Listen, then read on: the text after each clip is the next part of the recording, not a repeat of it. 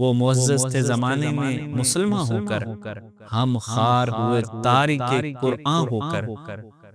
درس قرآن گر ہم نے نہ بھلایا ہوتا، یہ زمانہ نہ زمانے نے دکھایا ہوتا۔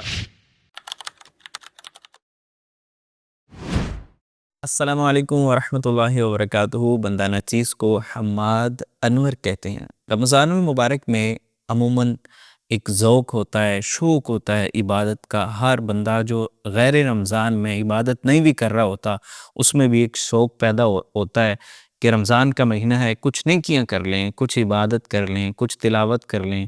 بلکہ رمضان المبارک میں ایسے لوگ بھی تلاوت قرآن کا ذوق رکھتے ہیں، شوق رکھتے ہیں کہ جو رمضان کے علاوہ شاید پورا سال ہی قرآن پاک کو ہاتھ تک نہیں لگاتے ہوں گے، قرآن پاک کھول کر نہیں دیکھتے ہوں گے، قرآن پاک کی تلاوت نہیں کرتے ہوں گے۔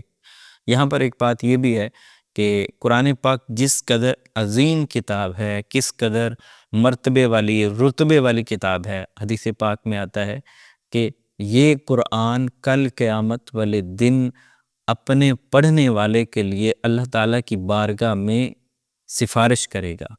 اور حدیث میں آتا ہے، نبی پاک نے فرمایا صلی اللہ علیہ وآلہ وسلم، جس گھر میں قرآن پڑھا جاتا ہے اس گھر میں برکت نازل ہوتی ہے اور شیطان اس گھر سے دور بھاگ جاتا ہے۔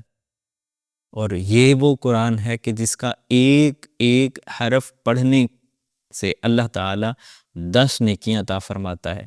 یہ 10 نیکیاں تو رمضان کے علاوہ ہیں، اور جو بندہ رمضان میں تلاوت کرتا ہے تو اندازہ لگائیں اس کو ملٹیپلائی 70 سے ہوتا ہے، کتنی نیکیاں اس بندے کی بڑھتی ہیں۔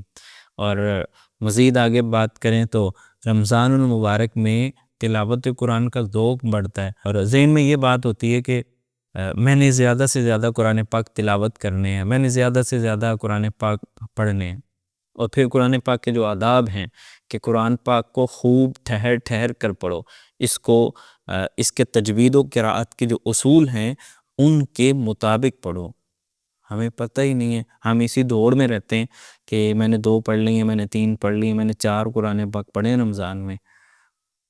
تھوڑا پڑھ لیں لیکن درست طریقے سے پڑھیں۔ اگر درست طریقے سے پڑھنا نہیں آتا تو کسی اچھے قاری صاحب سے، کسی اچھے عالم دین سے جو قرآن پاک کو درست طریقے سے پڑھنا اور پڑھانا جانتا ہو، اس کے پاس بیٹھ کے پڑھ لیں۔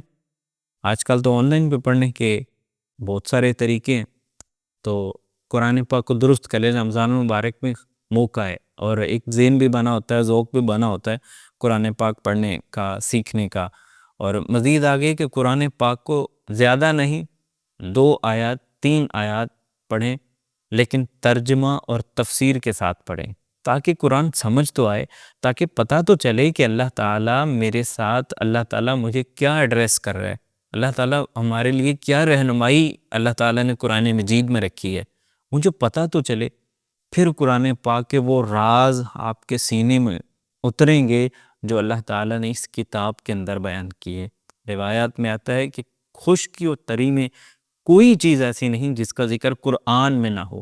یہ وہ کتاب ہے کہ اس جیسی نہ کوئی کتاب آج تک پہلے آئی ہے اور نہ قیامت تک آئے گی۔ اس کتاب کی عظمت کو سمجھیے، اس میں غور و فکر کیجیے، اس میں تدبر کیجیے، اس میں جو رموز، جو اللہ تعالیٰ نے راز بیان کیے ہیں ان کو سمجھنے کی کوشش کیجیے، تاکہ وہ جو قرآن پاک کے انوار ہیں ہمارے سینوں، ہمارے دلوں میں بھی وہ اتریں، اور پھر ہم ان کو اپنی لائف میں امپلیمنٹ کر کے دیکھیں۔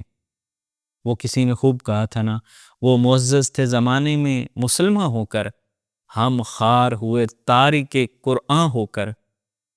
درس قرآن گر ہم نے نہ بھلایا ہوتا، یہ زمانہ نہ زمانے نے دکھایا ہوتا۔ اللہ کرے دل میں اتر جائے میری بات۔